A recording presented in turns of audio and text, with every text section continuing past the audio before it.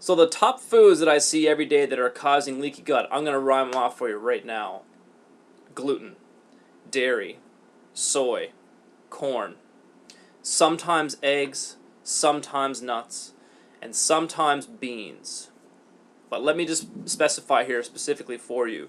I think the big three are gluten, corn, and dairy. So let's just further those discussions a little bit more. So gluten is one of those products where in North America we eat so much bread, so much of that crap that's containing gluten that I don't think gluten's a really, really bad, horrible substance. I think it's just because we eat so much of it that it's causing a little bit of trauma to our body. I don't know if you checked out the label on your bread lately, but there's also a ton of sugar in there. So sugar I consider an anti-nutrient, meaning it's going to require nutrients to go from your body back to your intestine to negate the effect of the sugar coming in. So it's almost robbing that from you. So you're not really deriving much benefit from eating sugar. So I think gluten and sugar, I'm going to tie those two together for you because I think those food groups are the first things that have to go for most people with leaky gut. So I'm talking about no breads, no pastas, and I'm not talking about good for you grains like oats. I'm talking about these things that are in, highly processed food. So your muffins and cakes and cookies and all these different things. Those are the gluten-free options that the gluten options you just want to throw out. And here's another good one. I don't recommend people picking up gluten-free products unless absolutely necessary. So in my world, I actually try to frame your diet around eating whole foods rather than trying to find a gluten substitute. I just tell people don't eat any of those gluten-containing products because they're likely crap anyway. So that's what I tell people with when it first goes with gluten. Dairy is another big heavy hitter as far as it goes with this, and it's kind of interesting. There's been some statistics come out lately about people sampled with their lactose sensitivity, and it's all done in the US, but the number is about 80% of people that were sampled had some kind of sensitivity to lactose.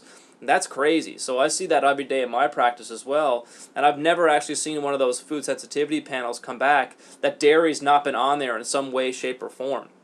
So I think dairy is one of those things where we've eaten way too much of that as well, and we have this brainwashing into thinking that dairy's just crazy good for us, and in reality, we're the only species on planet Earth that drinks milk past our childhood years. So that's gonna kind of tell you something, right?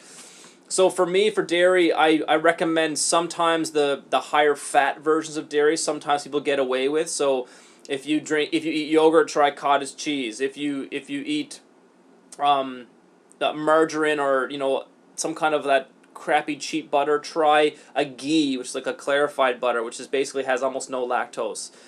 If you use a whey protein powder, get rid of it. If you're drinking glasses of milk, try a nut milk.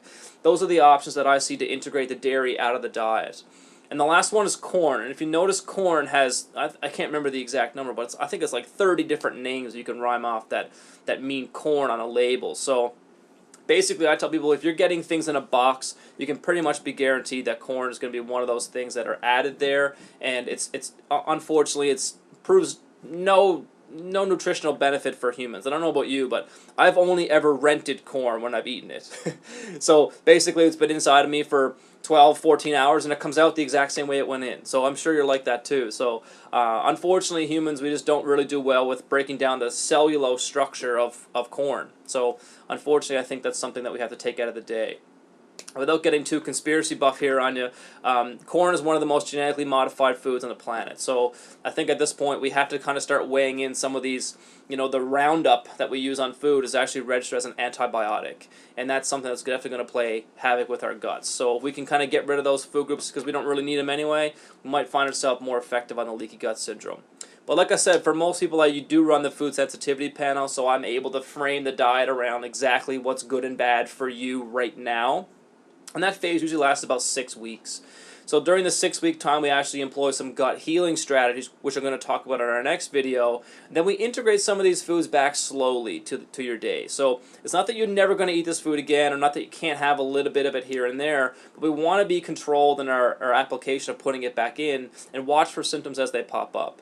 So the next video, I'm going to talk about some of those gut healing protocols that I use and how we might be able to integrate them into your life. Thanks.